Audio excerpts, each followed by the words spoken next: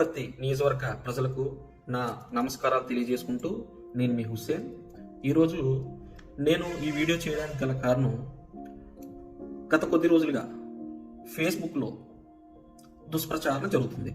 ఎవరిపై జరుగుతుందంటే, మన యొక్క అనపర్తి నియోజకవర్గ ఎమ్మెల్యేగా ఎవరైతే రామకృష్ణారెడ్డి గారు బాధ్యతలు చేపట్టారో, ఈ యొక్క రామకృష్ణారెడ్డి గారి మీద ఇప్పుడు గతంలో ఉన్నటువంటి ఎమ్మెల్యేగా ఉన్నటువంటి ఇప్పుడు అంటే ఎక్స్ఎమ్మెల్యే ఇప్పుడు ప్రజెంట్ ఎక్స్ఎమ్మెల్యే సూర్యనారాయణ రెడ్డి గారు దుష్ప్రచారం చేస్తున్నారు.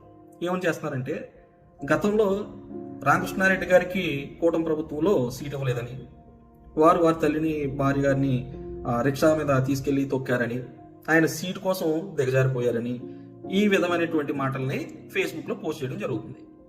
ఇప్పుడు నేను సూర్యనారాయణ రెడ్డి గారికి తెలియజేయాలనుకున్నది ఏంటంటే, గతంలో ఏం జరిగింది, ఆయన ఏం చేశారు, ఎమ్మెల్యేగా ఇప్పుడు ఏం చేస్తున్నారు అనే దాన్ని దృష్టిలో పెట్టుకోవాలి. మొట్టమొదటిగా చేయాల్సింది ఏంటంటే, ఈ రోజు ఏం జరుగుతుంది, ఈ రోజు రామకృష్ణారెడ్డి గారు పదవిలోకి వచ్చిన తర్వాత ఎటువంటి కార్యక్రమాలు చేస్తున్నారు, ప్రజలకు ఉపయోగపడుతున్నారా, ఉపయోగపడట్లేదా, లేదు గతంలో ఏం చేశారు, గతంలో మీరు చాలా చేశారు. వీటి గురించి మాట్లాడదలుచుకోలేదు ప్రస్తుతానికి, ఎందుకంటే జరిగిపోయిన దాని గురించి మాట్లాడడం వల్ల ఎటువంటి ఉపయోగం లేదు. మనకు కావాల్సింది ఏంటి, అనపర్తి ప్రజలకు కావాల్సింది ఏంటి, ఈ నియోజకవర్గంలో ఏదైతే సౌకర్యాలు లేవు, ఏవైతే అభివృద్ధి లేదు, దానికోసం మాట్లాడండి, దానికోసం చర్చించండి. మీకు కావాలనుకుంటే రామకృష్ణారెడ్డి గారికి సలహా ఇవ్వండి. ఏ విధమైన సలహా అంటే, ఇక్కడ ఫలానా పరిస్థితుల్లో ఇక్కడ ఇటువంటి అభివృద్ధి లేదు, దీన్ని అభివృద్ధి చేయండి అని చెప్పండి. ఆయనతో ఏ విధంగా పని చేయించుకోవాలి, ప్రజలకు అభివృద్ధి ఎలా చేయాలి, మీ వెనకాల ఎంతో మంది నిలబడ్డారు వైఎస్ఆర్సీపీకి సంబంధించిన కార్యకర్తలు, వారికి ఎటువంటి న్యాయం చేయాలి, వారికి ఎటువంటి అభివృద్ధి చేయాలి, వాటి మీద కదా మనం మాట్లాడుకోవాల్సింది. ఇప్పుడు వారి తల్లిగారు రిక్షా తొక్కారు, వాళ్ళు ఏదో ఒక ఫ్యామిలీ సెటప్ చేశారు, ఏంటి సార్ ఏం మాట్లాడుతున్నారు మీరు?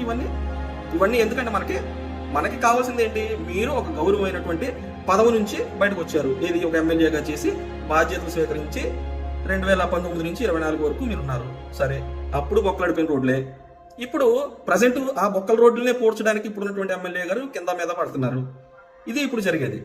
ఇందులో విషయం ఏంటంటే, అప్పుడు ఏం చేశారు, గతంలో ఏం జరిగింది, వీటి గురించి కాదండి మనం చర్చించుకోవాల్సింది. రామకృష్ణారెడ్డి గారు ఆయన ఎమ్మెల్యేగా నగ్గిన తర్వాత, కూటమి ప్రభుత్వం వచ్చిన తర్వాత పాలన ఏ విధంగా ఉంది, అసలు ప్రజలకి అన్ని సౌకర్యాలు ఉన్నాయా లేదా, అందుతున్నాయా లేదా, అభివృద్ధి జరుగుతుందా లేదా, ఆయన ఏ విధంగా ముందుకు వెళ్తున్నాడు, ఒకవేళ అందులో ఏదైనా లోపాలు ఉంటే మీరు అభివృద్ధి చేయట్లేదు, లేకపోతే పలానా పని చేయట్లేదు అని దాని గురించి మనం చర్చించాలి. పొలిటికల్ గా అది మీకు కావాల్సింది. మీరు ఒక గౌరవమైనటువంటి డాక్టర్గా ఉండి మీరు ఈ రోజు రాజకీయాల్లోకి వచ్చారు. మీ పైన లేకపోతే మీ కింద రాజకీయాలు అనేవి లేవు. కానీ ఈ రోజు రామకృష్ణారెడ్డి గారు అలా కాదు, మరి యొక్క తండ్రి గారి రాజకీయాలు, ఈ రోజు రామకృష్ణారెడ్డి గారి రాజకీయాలు, రేపు వారి కొడుకు కుమారుడు మనోజ్ రెడ్డి గారి రాజకీయాలు, ఇలా వాళ్ళకు ఒక చరిత్ర ఉంది. వాళ్ళ చరిత్ర గురించి మనం మాట్లాడడానికి సరిపోం.